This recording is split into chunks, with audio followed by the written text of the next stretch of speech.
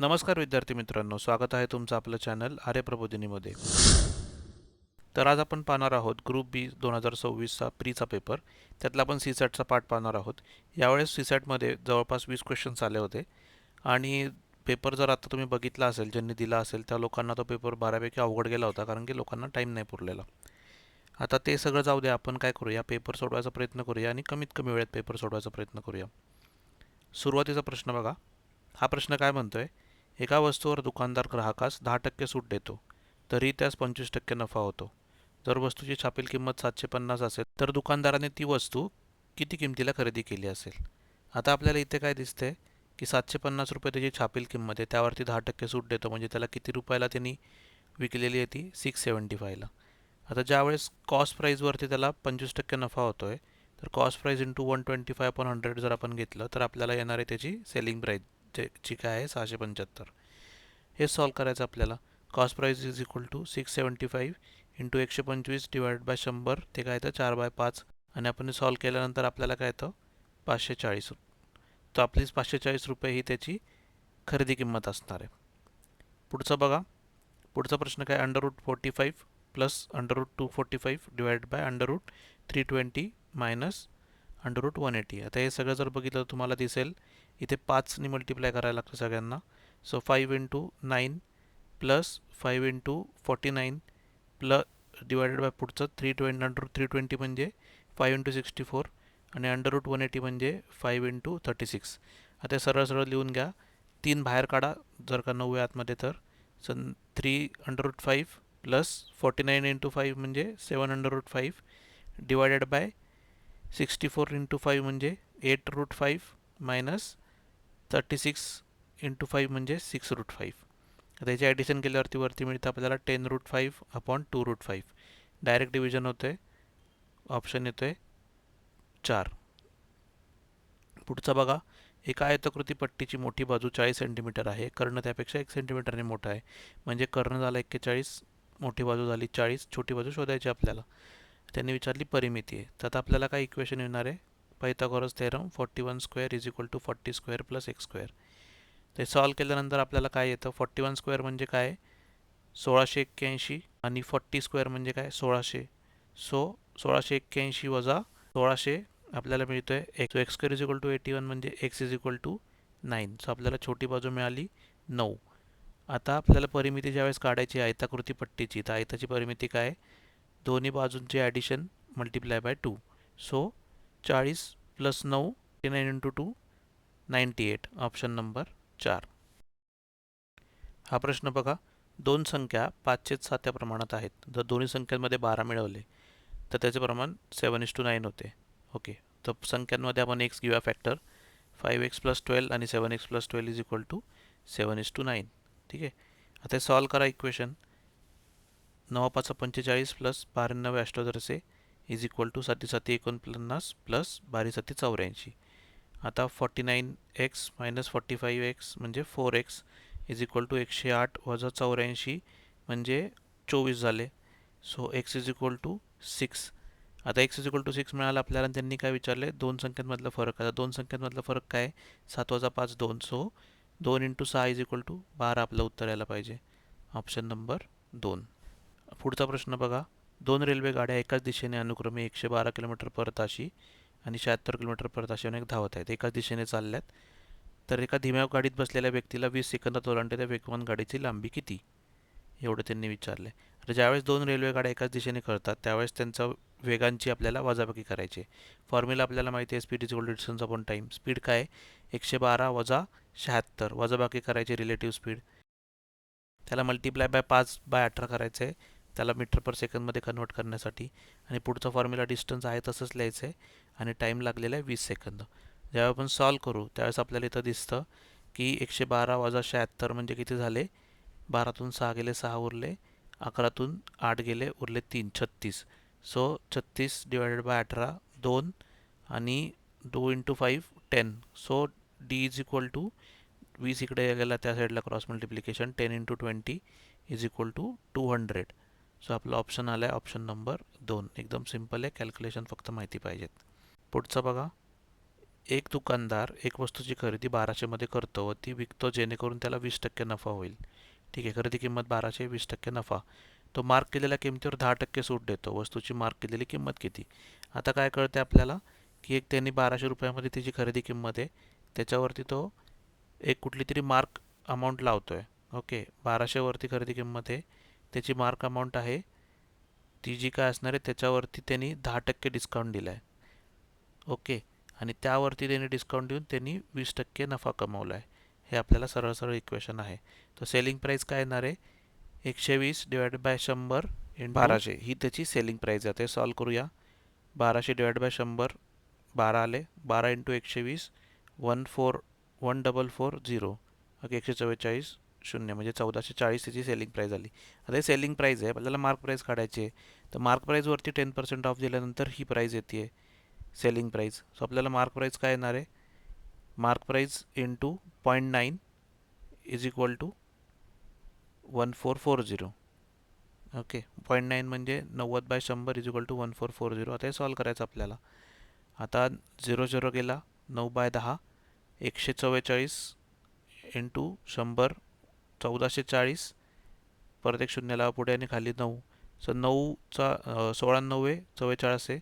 So 160 म्हणजे 1600 आलं. इथं शून्य अजून एक ॲड केल्यानंतर ऑप्शन नंबर 2 ही आपली मार्क प्राईस झाली. हा बघा काय म्हणतोय, दोन व्यक्ती एक काम एकत्रितपणे 24 तासात पूर्ण करू शकतात जर त्याच्यातील वेगाने काम करणारी व्यक्ती दुसऱ्यापेक्षा 3 पट वेगाने काम करत असेल.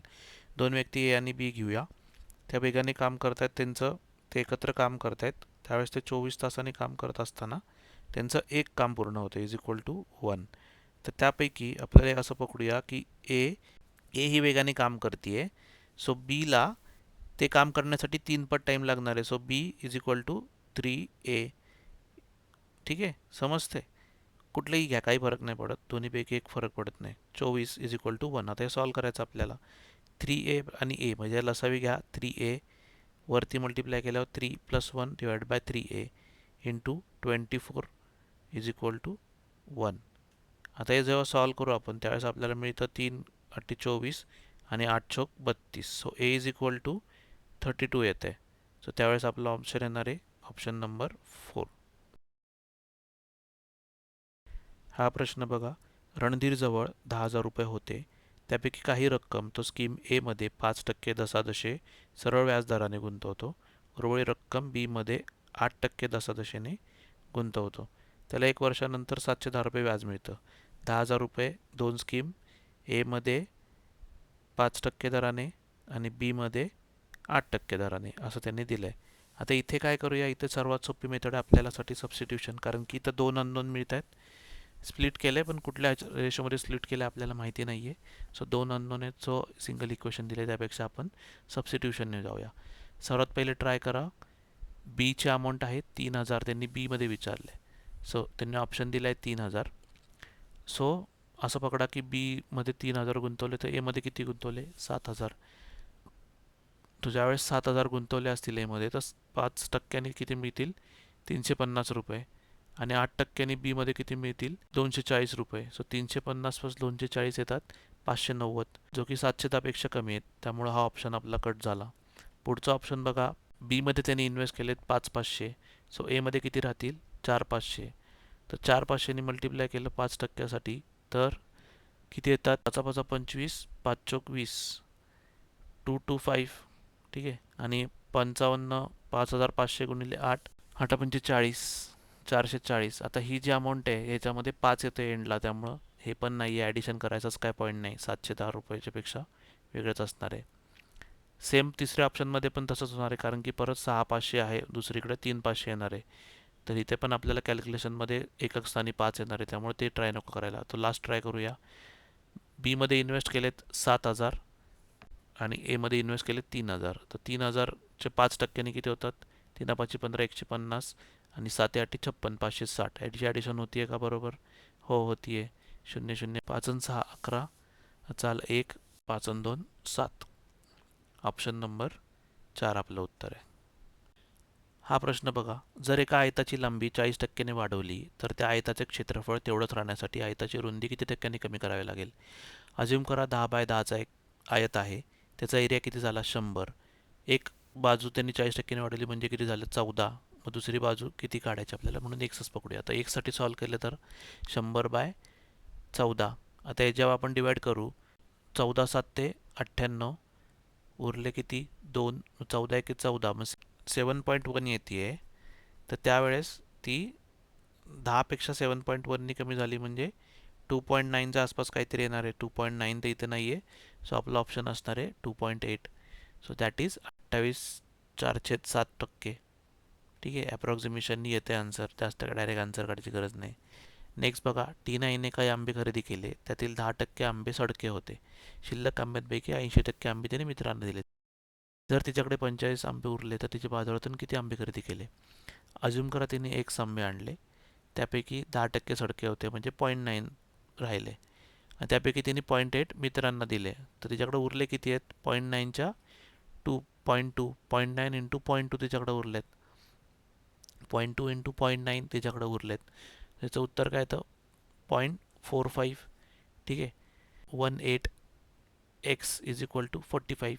सो एक्सची व्हॅल्यू काय 45 इंटू, आता आपण करूया 18/100चं, 100/18 झालं. सो 9 2 18, 9 5 45 आणि 5 गुणिले 100 डिवाइड बाय 2, 500/2 250. Option number 2. पुढचा बघा, जर प्लस म्हणजे मल्टिप्लिकेशन, मल्टिप्लिकेशन म्हणजे भागाकार, भागाकार म्हणजे वजाबाकी आणि वजाबाकी म्हणजे ॲडिशन असेल तर या डायसची इक्वेशन किती आहे, किंमत किती आहे? आता हे तर आहे बॉडमासचं इक्वेशन. आता आपल्याला बॉडमासमध्ये माहिती आहे सर्वात पहिलं काय करायचं आपल्याला डिव्हिजन घ्यायची. सो 11 दुने 22, 11 एके 11, 21. आता इथं multiplication into 23, 21 into 23 plus 82 minus 40. तर 21 गुणिले 23 करा, 21 त्रिक 63, 6 21 दुने 42 प्लस 6 483. Okay, plus 82 minus 40 42. याचे ॲडिशन करा, 5 8 आणि 4 12 आणि आजचा आला एक 5, 525. ही त्याची टोटल झाली. Option number 3. खालीलपैकी वेन डायग्रॅम 3 वर्गांचे सर्वोत्तम प्रतिनिधित्व करते. चौरस, चौकोन, समभुज, चौकोन. हा PYQ आहे, आत्ताच मागच्या एक्झामला येऊन गेला, लगेच त्यांनी लगेच विचारला आहे, सिम्पल आहे. अक्षरांमधील वगळलेल्या अक्षरांची प्रत्येक वेळी एकने कमी होत जाते. नियमाचे पालन करणारी खालीलपैकी कोणती अक्षरमालिका आहे? अक्षरमालिकेचा प्रश्न आहे. सरळ सरळ आपल्याला ABCD लिहून घ्यायची आहे. ठीक आहे, सगळी ABCD लिहून घ्या इथे.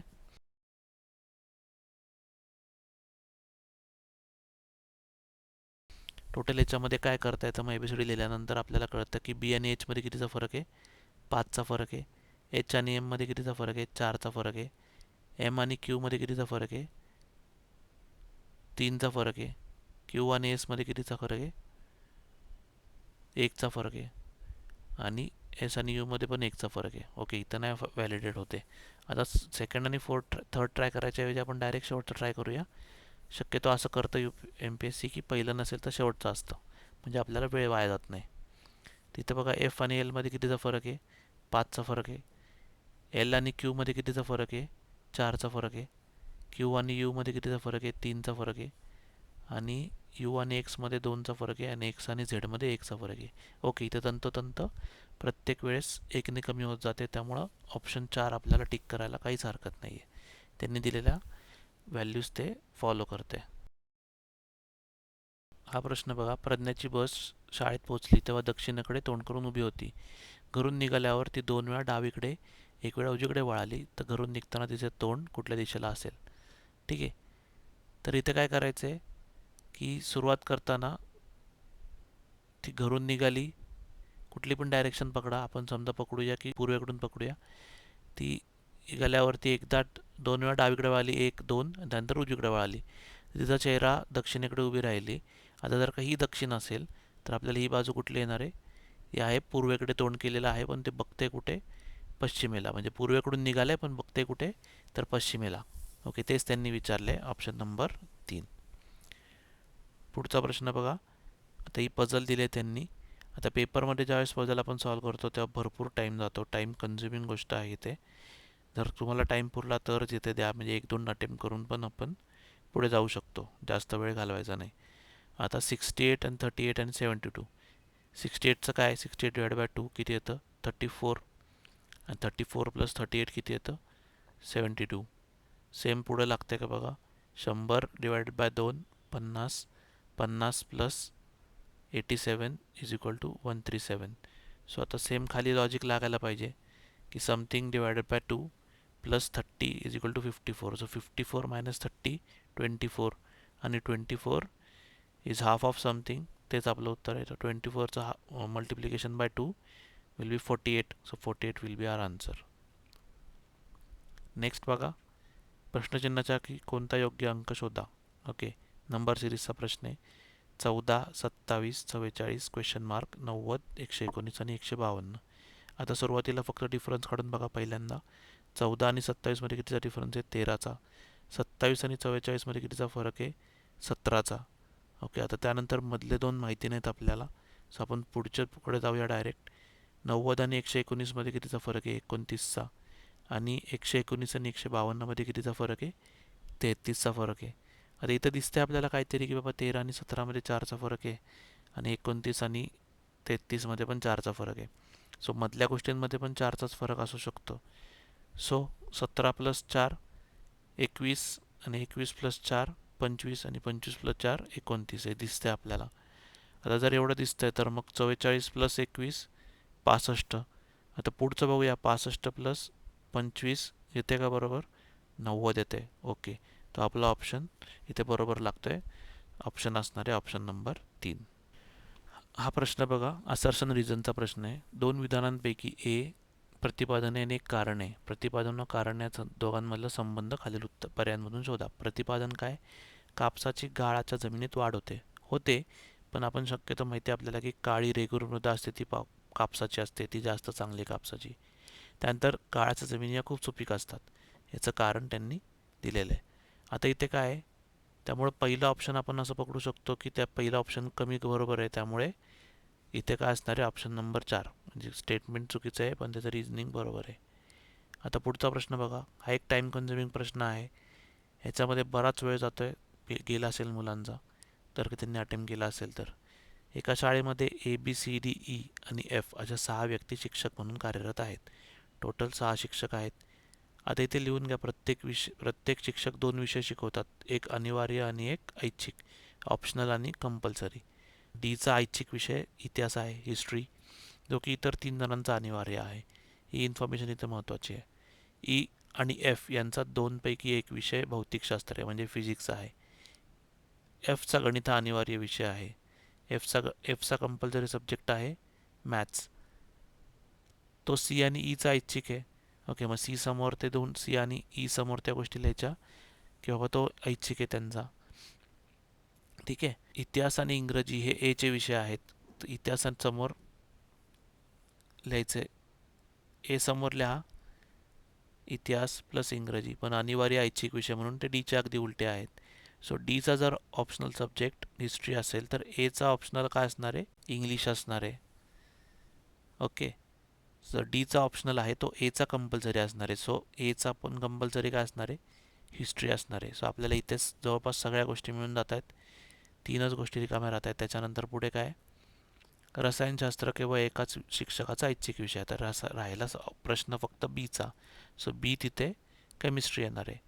आणि आता बाकीच्या ठिकाणी काय मिळते आपल्याला, जे वरती आपण इन्फॉर्मेशन बघितली होती की 3 जणांचा अनिवार्य विषय आहे हिस्ट्री, तर इथे अनिवार्यमध्ये फक्त एचं आहे, बाकी 2 रिकामे आहेत, तर त्यामुळे बी आणि सीला पण तो हिस्ट्रीचाच ऑप्शन तिथे येणार आहे. त्यांनी प्रश्न काय विचारला आहे, तर सीचा अनिवार्य विषय कोणता, तर सीचा अनिवार्य विषय आहे हिस्ट्री. ठीक आहे, खूप वेळ जातोय पेपरमध्ये, त्यावेळेस सुचत पण नाहीत काय काय करतायत, काय दिलंय त्यांनी, त्यामुळे त्या ठिकाणी हा स्किप केलेला अगदीच बरं पडला असता प्रश्न.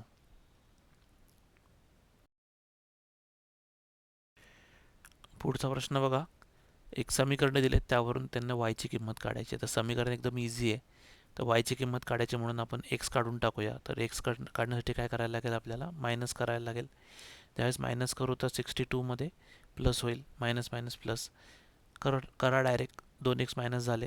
3y plus 3y 6y is equal to 118 plus 62. 118 plus 62 म्हणजे 120 प्लस 60 180. तर 6y is equal to 180. y is equal to 30.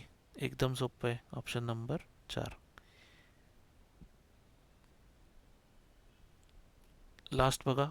एक चोर एका घरात त्याची लूट लपवतो. पोलीस त्याचा पाठलाग करत असताना तो पश्चिमेकडे 2 किलोमीटर धावतो. नंतर उजवीकडे वळतो. पश्चिमेकडे 2 किलोमीटर धावला. नंतर उजवीकडे वळाला. आणखी 2 किलोमीटर धावला. ठीक आहे. नंतर तो उजवीकडे वळाला. आणखी 7 किलोमीटर धावला. नंतर तो उजवीकडे 2 वळणे घेतो. 1 आणि 2. दोन्ही वळणं घेतला 2 किलोमीटर धावतो आणि पोलिसांना हरवतो. तर दोघांमध्ये फरक काय? 3 किलोमीटरचा राहिला आहे. ज्या घरात त्याने लूट लपवली त्या घरात पोहोचण्यासाठी किती अंतर चालावे लागेल? तर 3 किलोमीटर चालावे लागेल त्याला. Option number 2. अशा प्रकारे आपले सर्व प्रश्न सोडवून झालेले आहेत. तर 20 प्रश्न सोडवण्यासाठी आपण घेतलेला आहे 24 ते 25 मिनिटाचा वेळ. आता पेपर एकदम सिम्पल होता माझ्या दृष्टीने, पण पेपर परीक्षक क्लासरूममध्ये सोडवताना अगदीच वेळ गेला असेल आणि फ्रस्ट्रेट झाले असतील लोक. प्रश्न 20च्या 20 सिम्पल होते. टाईम कन्झ्युमिंग होतेच नक्की. पेपर तिथं सोडवताना टाईम मॅनेजमेंट करणं खूप महत्त्वाचं झालं. ज्या लोकांना ते जमलं नाही त्यांना खूप अवघड गेला असणार आहे पेपर. ज्यांना टाईम मॅनेजमेंट जमलं त्यांना पेपर एकदम सोपा गेला असेल, स्कोर पण जास्त आला असेल. तर माझ्या हिशोबाने या पेपरमध्ये 20पैकी 18 प्रश्न तर सोडवता आलेच पाहिजे होते. 2 प्रश्न स्किप करायला हवे होते जर आपला वेळ वाचला असता. आत्ता सध्या ग्रुप बीसाठी टाईम मॅनेजमेंट हा खूप महत्त्वाचा प्रश्न झालेला आहे. ज्या लोकांना पेपर सोडवता आला, वेळ पुरला किंवा ज्यांना 15+ स्कोर आला ते एकदम सेफ झोनमध्ये असतील. बाकीच्यांनी थोडेसे प्रयत्न करणं खूप गरजेचं आहे. त्यासाठी आपले बाकीचे व्हिडिओज तुम्ही नक्की बघा. पुढच्या पेपरला जाताना या व्हिडिओचा तुम्हाला नक्की फायदा होईल. व्हिडिओ आवडला असेल तर व्हिडिओला लाईक करा. आपल्या मित्रांपर्यंत व्हिडिओ नक्की शेअर करा. चॅनलला सबस्क्राईब करायला विसरू नका. भेटूया पुढच्या व्हिडिओमध्ये.